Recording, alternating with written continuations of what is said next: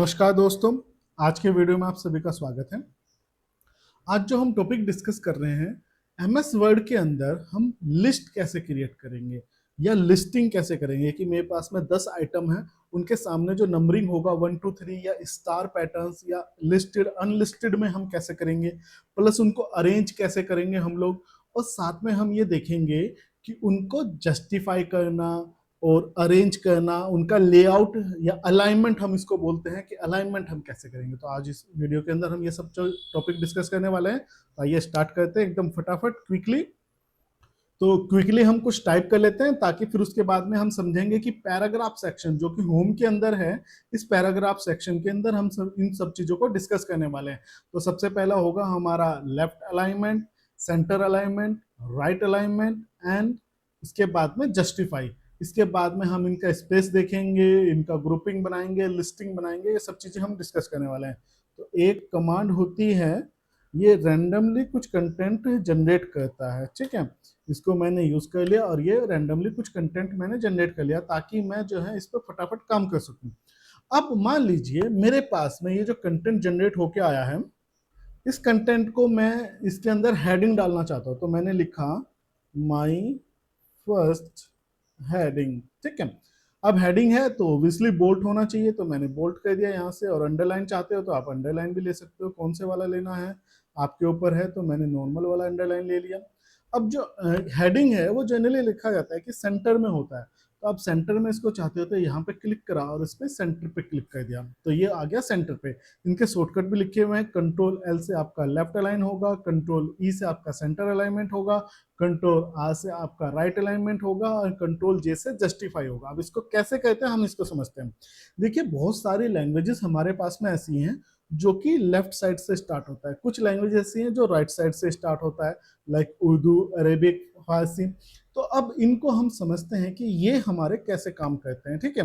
इसके अलावा इनको अलाइनमेंट को अगर हमें करना है तो हम कैसे करेंगे, तो इसको मैंने सिलेक्ट कर लिया।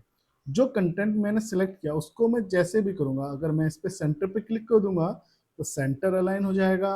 राइट पे क्लिक करूंगा तो देखो राइट साइड से ये अलाइन हो चुका है, लेफ्ट की तरफ से ये जो है गैप जो हमारा बच रहा था वो लेफ्ट साइड में आ गया, ठीक है। और इसको जस्टिफाई क्लिक कर देंगे तो मोस्टली केसेस में आप में 2 3 पैराग्राफ ले लेता हूँ। देखो यहाँ पे बीच में गैप है इस तरफ, इस साइड से अगर हम देखें तो यहाँ पे हमारा पूरा एग्जैक्टली सेम लाइन आ रहा है, जिसको हम देखें, अगर थोड़ा सा दूर बनाऊं तो मैं सेम लाइन बन के आ रहा है।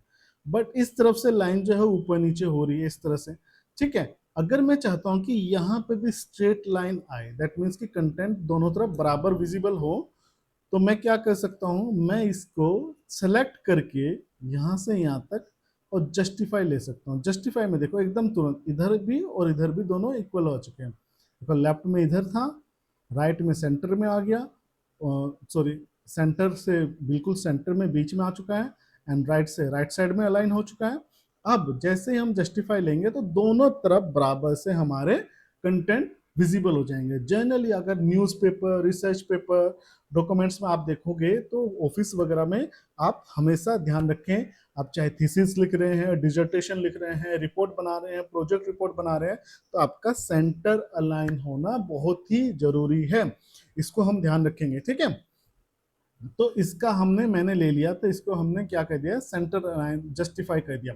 तो जस्टिफाई के साथ में दोनों तरफ से हमारे बराबर आ जाता है, और जस्टिफाई हमारा सबसे ज्यादा इंपॉर्टेंट रोल प्ले करता है। जो हेडिंग्स है उनको हम लेफ्ट अलाइन ले सकते हैं या फिर सेंटर अलाइन ले सकते हैं, ये दोनों हमारे चलते हैं। अब बात करते हैं, मेरे को लिस्टिंग बनानी है। तो लिस्टिंग क्या है, मेरे पास में कुछ आइटम्स है। मैंने लिखा एप्पल, ठीक है, मैंने लिखा मैंगो, मैंने लिखा बनाना, ठीक है, और मैंने लिखा ग्रेप्स, ठीक है। मैंने ये कुछ फ्रूट्स के आइटम लिखे हैं, पर ये इनके सामने लिस्ट ही नहीं आ रही है, क्योंकि ये 1 2 3 से मुझे चाहिए था भाई, मैंने 4 नाम लिखे तो 1 2 3 से आना चाहिए। तो मैं इनको सेलेक्ट करूंगा और यहाँ से जाऊंगा, ये आपको लिस्टिंग दिखाई दे रही है, तो नंबरिंग हम ले सकते हैं, और एक यहाँ से आ जाएगा बुलेट्स। तो नंबर्स पे हम जाएंगे और यहाँ से नंबर ले सकता हूँ, किस तरह से चाहिए। आप अगर देख रहे हैं तो सैंपल भी आपको दिखाई दे रहा होगा, ठीक है, सैंपल में चेंज होता दिखाई दे रहा है।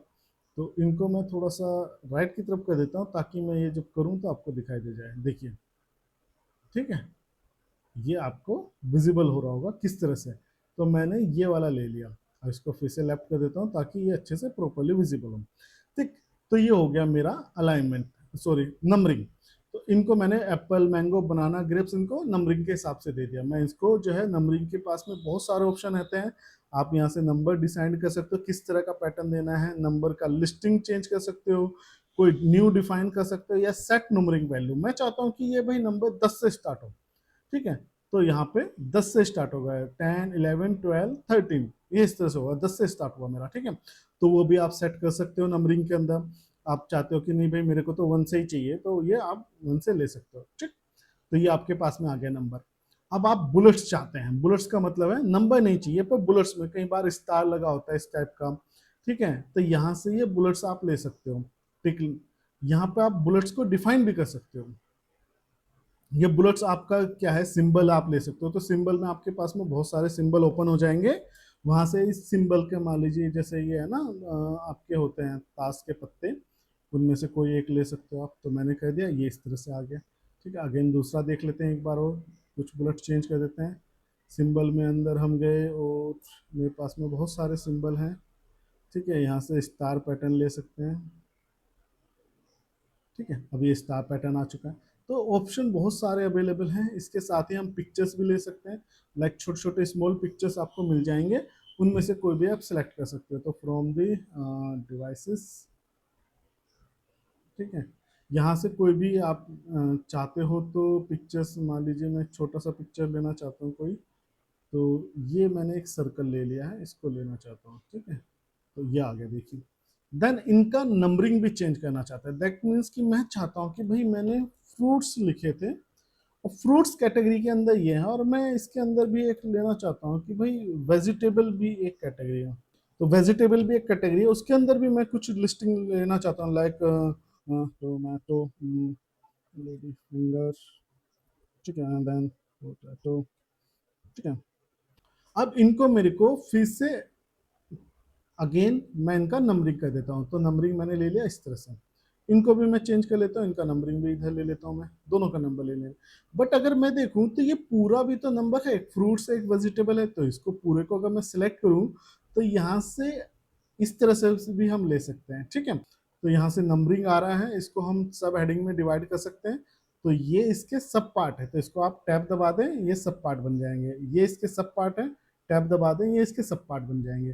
तो इस तरह से देखिए, 1 फ्रूट्स है, 2 वेजिटेबल है, और 1 के अंदर भी बहुत सारे ऑप्शन है। अगेन इनको भी आप सिलेक्ट कर सकते हो। तो यहाँ से मेरे को 1 नहीं चाहिए, मान लीजिए यहाँ से मेरे को चाहिए था आपका 1 2 3, या फिर इस तरह से, या रोमन नंबर में आप चाहिए, या ABCD, तो रोमन नंबर में चाहता हूँ तो रोमन नंबर भी आ जाएगा। सेम इसके साथ भी हम कर सकते हैं, ठीक है। तो रोमन नंबर में चाहिए हमको, रोमन नंबर आ गया। तो यहाँ से क्या हो गया कि फ्रूट्स और वेजिटेबल 2 हैं, और उसके अंदर भी सब पार्ट है, तो सब लिस्टिंग हो जाएगी इस तरह से हमारे कैटेगरी वाइज, ठीक। अब इसको मान लीजिए मैं चाहता हूं कि अरेंज हो जाए। अरेंज का मतलब है कि अल्फाबेटिकली अरेंज हो। देखिए अल्फाबेटिकली नहीं है, एप्पल है, बनाना बीच में है, ग्रेप्स नीचे है, मैंगो ऊपर है, तो अगर अल्फाबेटिकली हम देखें तो ये अरेंज नहीं है। तो यहाँ से A to Z ये होता है शॉर्टिंग, इसको हम कहते हैं अरेंज कहते हैं हम। शॉर्टिंग में मैंने ले लिया, असेंडिंग ले लिया, और देखिए एप्पल A से स्टार्ट हुआ, वो पहले आया, B से, फिर G से, फिर M से। सिमिलरली यहाँ पे अगर हम करेंगे तो यहाँ पे भी हमारा इनका असेंडिंग, डिसेंडिंग, ये ऑर्डर हम लोग ले सकते हैं। सेलेक्ट करने के बाद में डिसेंडिंग आप चाहते हो तो उस तरह से हो जाएगा, ठीक है। तो ये आपके ऊपर है।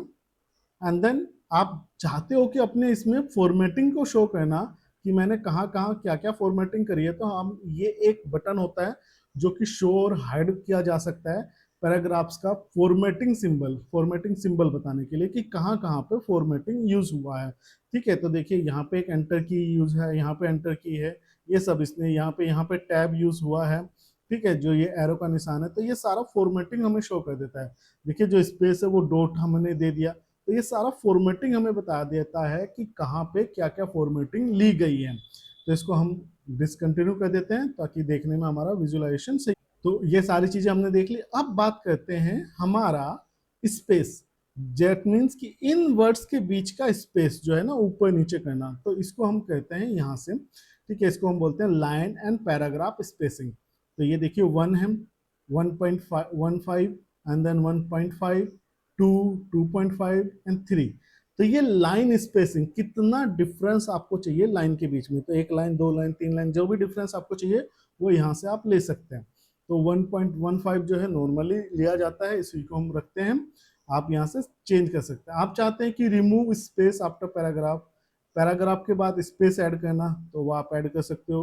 उसके ऊपर स्पेस ऐड करना, वो भी आप कर सकते हो। तो ये जनरली आपको दिखाई देगा यहाँ पे, ठीक है। इसको मैं जो है स्पेसिंग बिल्कुल 0 कर देता हूँ पहले, ठीक है, सारे स्पेस खत्म कर देता हूँ। अब देखिए यहाँ पे कोई पैराग्राफ का पता ही नहीं चल रहा कि कौन सा कहाँ से स्टार्ट हो रहा है। तो मैंने इसको करा सेलेक्ट, और सेलेक्ट करने के बाद में मैंने ऐड करा ऐड स्पेस आफ्टर पैराग्राफ। तो पैराग्राफ के बाद में स्पेस ऐड कर देगा। ऐड स्पेस बिफोर पैराग्राफ, उससे पहले भी स्पेस ऐड कर देगा, ठीक है।